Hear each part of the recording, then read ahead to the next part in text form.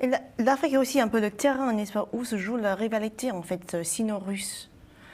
Est-ce que ça joue aussi dans ce domaine-là? Parce que quand on évoque les militaires, on pense forcément parfois à Wagner ou à ces groupes privés. Ouais. Est-ce qu'il y a aussi une rivalité là-dessus ou c'est plus étendu?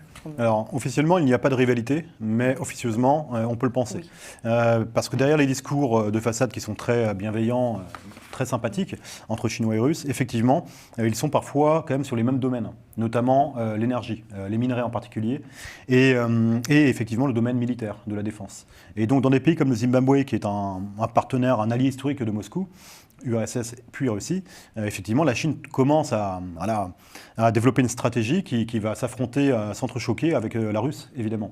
Alors maintenant, Wagner, c'est autre chose, parce que Wagner, c'est officiellement un groupe privé qui ne matérialise pas la stratégie ou la diplomatie russe, de Poutine en particulier.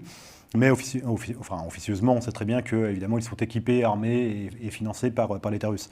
Donc là, par contre, ça peut effectivement interpeller la partie chinoise. Et je rappelle qu'à différents niveaux, alors même si globalement, la Russie ne peut pas être un compétiteur de la Chine en Afrique, effectivement, à quelques niveaux très locaux, à grande échelle, on peut avoir des problèmes majeurs, comme l'assassinat de mineurs chinois en Centrafrique. Et donc, ils auraient été tués par des agents de Wagner, aidés par des Wagner noirs, en tout cas des supplétifs de l'armée Wagner centrafricain.